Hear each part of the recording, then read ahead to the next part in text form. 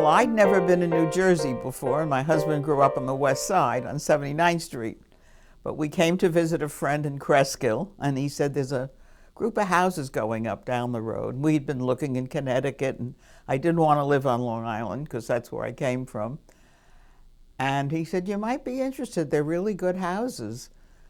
And we were desperate at this point. We had a baby, and I think I was pregnant with my second. I'm not sure. But anyway, the house really sold us. It was such a substantial house, 21.5. You had to pay extra for a fireplace. And I tell you, the selling point of the house was George commuted to Midtown Manhattan. And the train did commute for 1 year. It was a decoy. And that was the end of it. It became freight after that. But it seemed like a nice family town. I didn't even check on schools when we moved in. I mean, you didn't do things like that. So I'm probably one of the last on Whitman Street in the original house. Anyway, I wanted to do some volunteer work when my kids ended up in school, so we ended up volunteering in the library. And the librarian left, and my friend and I, principal asked Judy and I, would please keep the library open for the rest of the semester.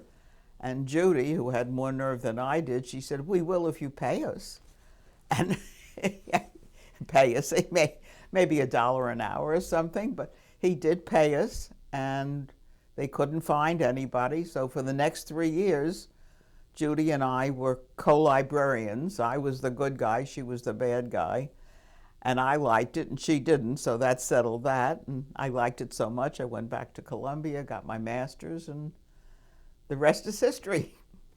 Well, I have to tell you, I think I was in the heyday of education. Lyndon Johnson had just passed Title IV-B, which gave a lot of funds to libraries and schools.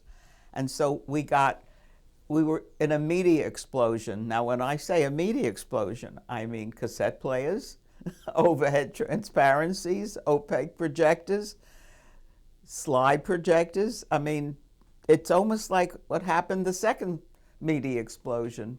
But it was just books at one point, and all of a sudden we had all this media, and I had to go back to Seton Hall and learn how to turn on a cassette player.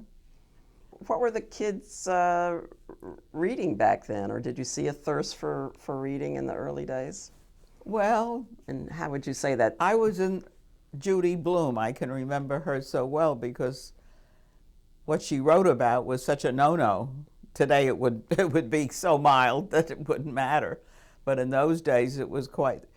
Young adult came into its heyday about that time, and every time they'd put something in a book, you know, people would worry. Would the parents hear about it? Would they complain? I never had any complaints, I guess, but other libraries probably did. But Judy really was very realistic. Every theme that she had was about bullying, even when bullying didn't start recently, of course. Yeah, that whole YA genre just didn't exist when we were growing No, up. it didn't. Yeah. I don't know, they still call it young adult? Yeah. Yeah. We tried isolating the books. So I set up a whole shelf of young adult, and some student came up to me and said, Mrs. Poris, is that where the dirty books are? So I decided to integrate them.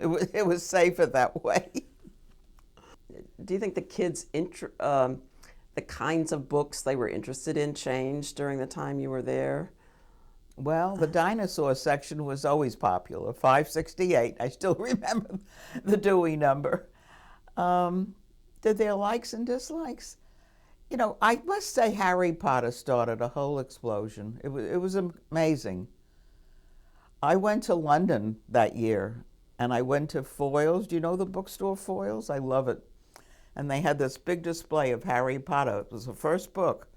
The American version had a different name, and I bought it. I read it, and I just loved it. And I took it home, put it on my shelf. I wish I had that book now. You know what that first edition is worth? And I gave it to a lot of kids, and they still remember. Remember when you gave me that Harry Potter book? Look, I didn't write the book, but I found out about it. And, you know, if I knew if a kid liked science fiction or fantasy or realistic fiction. You know, the classes were small enough that I'd become very familiar with what the kids liked and disliked. I mean, the fact is that the kids read and they looked to me, you know, for a role model. I used to do a lot of programs at night. I remember we did The Lion, the Witch, and the Wardrobe. We did it every week with a pizza, and the kids would come in. I think they were fifth graders, and we talked about that. I did a lot of book discussion. I said I had a lot of children's authors, so that motivated.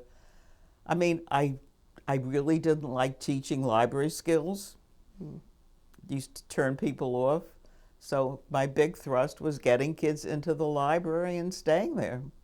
And did you feel like there were kids who you turned on to reading? Oh yeah, I do. I still meet people downtown who, and I haven't a clue they are, because they've changed. I've changed too, but maybe they recognize me. Mrs. Poris, I'm still reading. I said, that's wonderful.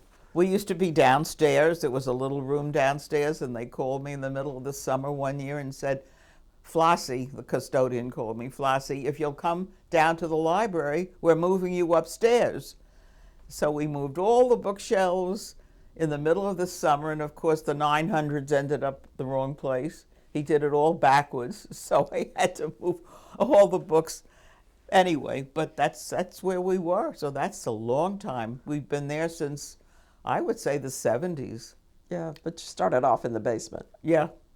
Can you think of particular memories you're proud of, or things that happened that stick in your mind, an author visit or a... Well, one thing I remember with great pride, you know, I did the Brain Buster, which was a gifted and talented program, but I didn't see it that way. If some kid wanted to be a Brain Buster, fine, let him join, make him feel good.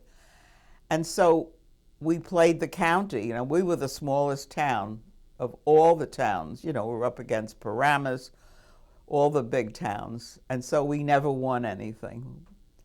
But one year, oh my God, I had a team. I had a mathematician, I had a linguist, I had an English, most incredible, and we won. This is a meet that they play in June, and I was up against all the other schools in Bergen County, not every school. And we won. We went home with this enormous, disgusting-looking trophy.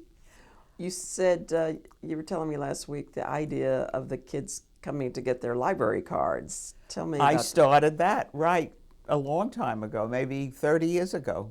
It seemed like a good idea. Thought it would get the parents in with their kids, and it worked. Obviously, you're saying a lot of towns are doing it. Mm-hmm. I'll tell you another high spot of my library career is I mentored a few women who became librarians, one of whom you know quite well, Elizabeth. I read the book review on Sunday, and I go right to my computer and order the books that I see that I like. So that works for me. I tell you, I had such joy reading Jane Austen about 2 years ago, and then I read the complete works of Dickens. Once I got on a tear, I was thinking of reading Our Mutual Friend by Dickens, which is a mystery. It's really, I think it's one of his best. I've read it twice already. But you know, good books, if you read them again, you find different things in them. In those days, when I first went on the library board, we picked the books. Everybody would come in with their book review for the New York Times. They had a librarian they didn't quite trust to pick the books. So the minute we hired a librarian, I think her name was Lee Fries, I think she was one of the first, we gave her the duties of picking the books. Did you ever hear the story about when they first appointed me to the library board? No.